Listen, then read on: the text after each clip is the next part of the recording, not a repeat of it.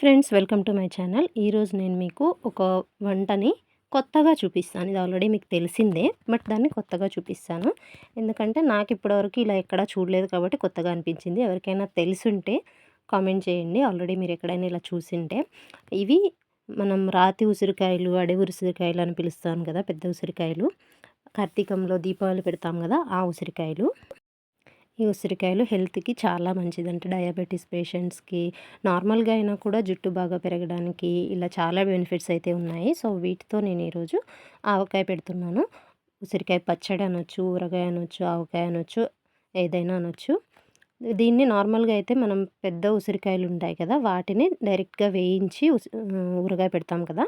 కానీ ఎందుకో నాకు అలా పెట్టినప్పుడు కొంచెం కాయ మొత్తం అనేది కొంచెం తిని వేస్ట్ చేస్తారు అన్నట్టుగా అనిపించింది. సో, నేను వాటిని ఇలా చిన్న చిన్న ముక్కలుగా కట్ చేసి ఆవకాయ అయితే పెడుతున్నాను. దీనికి నేను ఎక్కువగా కొలతలైతే వాడను నేను ఊరగాయకి. ఎందుకంటే పిల్లలు కూడా తింటారు కాబట్టి.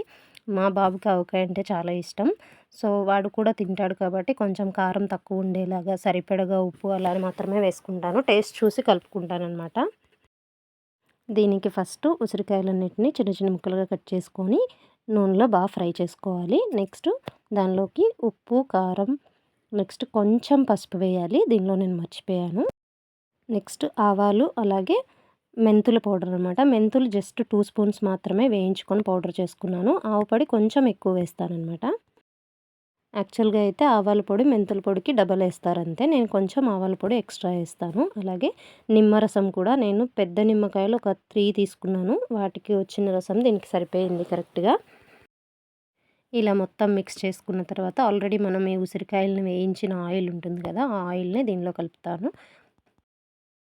ఇలా కాచి చల్లార్చిన ఆయిల్‌ని కలిపితే ఆ ఊరగాయ అనేది పాడవకుండా ఉంటుంది. ఇది మా డ్యాడీ చెప్పిన టిప్పు.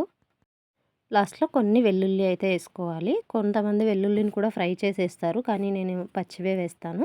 వాటికి ఉండే పొట్టంతా తీసేసి వేస్తాను. ఇవి చిన్న చిన్న ముక్కలుగా ఉన్నాయి కాబట్టి వెల్లుల్లి కూడా చిన్న ముక్కలుగా కట్ చేసి వేసుకుంటాను. ఇలా అంతా కలిపిన తర్వాత ఒకసారి టేస్ట్ చూసుకుంటే మనకి ఇంకా ఉప్పు వేయాలా, కారం వేయాలా అనేది తెలిసిపోతుంది. నేను టేస్ట్ చేసినప్పుడు నాకు ఇంకొంచెం ఆవాల పౌడర్ వేసుకోవాలనిపించింది. సో, ఆవాల పౌడర్ కొంచెం, అలాగే వెల్లుల్లి వేసి బాగా మిక్స్ చేసి దీన్ని ఒక బాక్స్‌లోకి తీసుకొని ఊరగాయ మునిగే వరకు ఆయిల్ పోసి పెడితే చాలు. అది పైన ఆయిల్ ఉన్నంత వరకు ఇదైతే పాడవదు. ఆవకాయ ఎప్పుడైనా కూడా ఆయిల్ తగ్గినప్పుడే అది పాడవుతుంది. తక్కువ క్వాంటిటీలో పెట్టుకొని 3, 4 డేస్‌కి అయిపోతుంది అనుకుంటే ఇంత ఆయిల్ అవసరం లేదు. కానీ ఎక్కువ రోజులు నిలువ ఉండాలి అనుకుంటే మాత్రం ఆయిల్ కొంచెం ఎక్కువే వేస్తే బెటరు. ఇలా ఇది మునిగే వరకు అయితే ఆయిల్ పోసుకొని పెట్టుకుంటే బాగుంటుంది.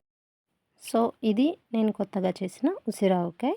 సో, ఈ ప్రాసెస్ ఎవరికైనా కొత్తగా అనిపించిందా, లేకుంటే ఆల్రెడీ దీన్ని మీరు చూసారా అనేది తప్పకుండా కామెంట్ చేయండి. అలాగే ఈ రెసిపీ మీకు ఎలా అనిపించింది అనేది కూడా తప్పకుండా కామెంట్ చేయండి.